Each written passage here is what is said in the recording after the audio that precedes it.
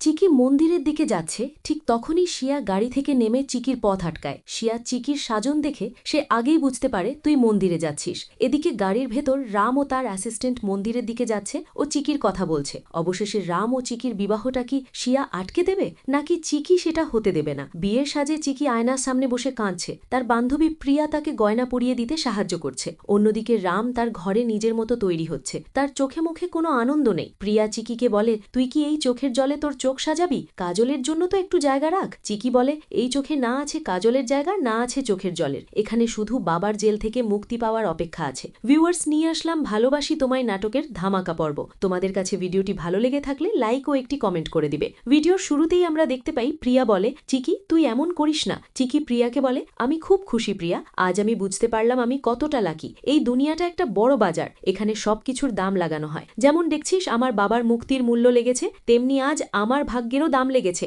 রাম আয়নার সামনে দাঁড়িয়ে নিজের পোশাক ঠিক করছে। সে মনে মনে বলছে আমাকে আমার কথার দাম রাখতে হবে, এর জন্য আমি যে কোনো কিছু করতে পারি, কিন্তু শিয়ার সাথে জীবন কাটানোর জন্য আমি কখনোই রাজি নই। আশা করি আজ না হয় কাল তোমরা আমার কথা বুঝতে পারবে, আর এই বিয়ের ভূত তোমাদের মাথা থেকে নেমে যাবে। রামের বাড়ির লিভিং রুম। রামের বোন নিধি ও রামের বাবা নিচতলায় অপেক্ষা করছে। রাম ওপর থেকে নেমে আসে। রামের বাবা নিধিকে বলে মাকে ডাক তাড়াতাড়ি, দেরি হয়ে যাচ্ছে। নিধি বলে না বাবা, আমি আর যেতে পারবো না, 5 মিনিট আগে গিয়েছিলাম বলে আমাকে বকা দিয়েছে, তুমি কাকাকে বলো। রামের কাকা বলে আমি যেখানে আছি ভালো আছি, আমি বকা খেতে যেতে পারবো না। রাম নিচে নেমে আসে। রামের বাবা বলে আরে রাম, এঙ্গেজমেন্টের জন্য তুই খুব ব্যস্ত মনে হচ্ছে, ব্যস্ত হওয়াটাই স্বাভাবিক। তখন রাম বলে আমার কেসের একটা জরুরি কাজ আছে, আমাকে খুব তাড়াতাড়ি বেরোতে হবে। নিধি বলে ভাই আজ তোর এঙ্গেজমেন্ট আর তুই এখনই যাচ্ছিস? রাম বলে এঙ্গেজমেন্ট আছে বলে কি কাজ করব না, একটা ছোট কাজ আছে, তোমরা যাও, আমি সরাসরি মন্দিরে পৌঁছে যাব।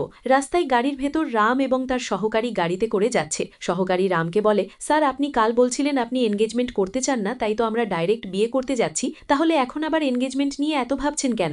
রাম বলে ইডিয়েট, আমি শুধু এটা জানতে চাইছি সবাই মন্দিরে পৌঁছেছে কিনা, বিয়ের আগে যেন কোনো গন্ডগোল না হয়। চিকি মেয়েটাকে ফোন কর আর বল যে ও যেন দেরি না করে। চিকি বিয়ের সাজেই স্কুটার চালিয়ে যাচ্ছিল, কিন্তু মাঝ রাস্তায় স্কুটারটি নষ্ট হয়ে যায়। তখনই সে প্রিয়াকে ফোন করে। চিকি বলে প্রিয়া তুই কি মন্দিরে পৌঁছে গেছিস? প্রিয়া বলে হ্যাঁ প্রায় আমি পৌঁছে গেছি, তুই কোথায়? চিকি বলে আমার স্কুটারটা আবার মাঝ রাস্তায় ধোকা দিল, স্টার্ট হচ্ছে না। প্রিয়া চিকিকে বলে তুই চিন্তা করিস না, মেন রোড থেকে গাড়ি পেয়ে যাবি, রাম স্যার ফোন করেছিল, ওরা পৌঁছচ্ছে, তুই তাড়াতাড়ি আয়। চিকি রাস্তা দিয়ে হেঁটে যাওয়ার সময় একটি গাড়ি থেকে বেগুনি রঙের লেহেঙ্গা পরা শিয়া নামে। সে চিকিকে দেখে বিরক্ত করতে শুরু করে। শিয়া বলে আরে চিকি তুই এখানে? ওহ আজ তো বিয়ে, তুই এভাবে রাস্তাঘাটে দাঁড়িয়ে কি অটোওয়ালাদের থামাচ্ছিস? চিকি গম্ভীর মুখে বলে তুই এখানে কেন? শিয়া বলে তোর এই মেকআপ কি তুই নিজে করেছিস? অন্তত কোনো সস্তা পার্লারে গিয়ে একটা ফেসিয়াল তো করিয়ে আসতি। আমাকে দেখ, আমি শহরের সবচেয়ে বড় সেলুন থেকে ব্রাইডাল প্যাকেজ নিয়ে মেকআপ করেছি। চিকি বলে তুই কাল কোর্টে কেন আসিসনি সেটা বল। শিয়া বলে কোর্ট আমার এনগেজমেন্টের আগে, আমি ওইসব কোর্ট কাচারিতে যেতে পারবো না, আর তোর ওই বুড়ো বাবার জেল খাটা তো ভালোই হয়েছে। চিকি রেগে গিয়ে বলে